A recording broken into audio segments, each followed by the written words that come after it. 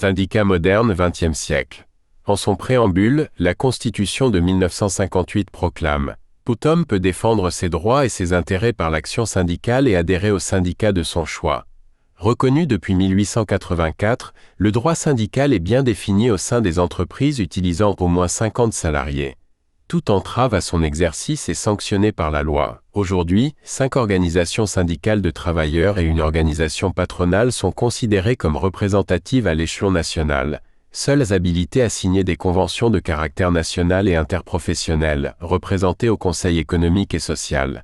La CGT, Confédération Générale du Travail, fondée en 1895, annonce 2 400 000 membres et est très forte dans les grandes entreprises industrielles. Le Parti communiste détient la majorité des sièges de son bureau confédéral. La CFDT, Confédération française démocratique du travail, proche du Parti socialiste, affiliée à la Confédération mondiale du travail, indique près d'1 million d'adhérents et avec la CGT, se place à l'avant-garde de l'action syndicale. FO, Force ouvrière, née d'une scission de la CGE en décembre 1947, réunit 900 000 membres. Elle s'affirme moins politisée et plus modérée.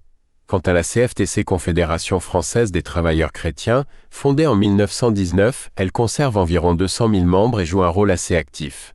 De même, la CGC, Confédération générale des cadres, avec environ 280 000 membres, a un poids qui ne doit pas être sous-estimé. L'interlocuteur de ces puissantes organisations syndicales est le CNPF, Conseil national du patronat français, fondé en 1946, auquel appartiennent les représentants de 900 000 entreprises industrielles et commerciales.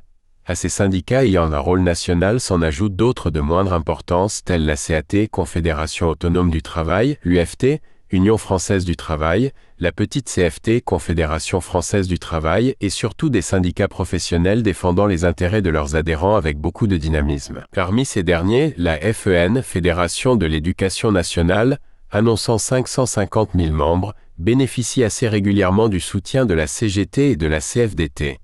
La CNCSF, Confédération nationale des chauffeurs routiers et des salariés de France, avec 150 000 membres, mène une action qui peut prendre des formes assez spectaculaires. Parallèlement, la CGPME, Confédération générale des petites et moyennes entreprises. La multiplication des organisations syndicales ne doit pas cependant faire illusion.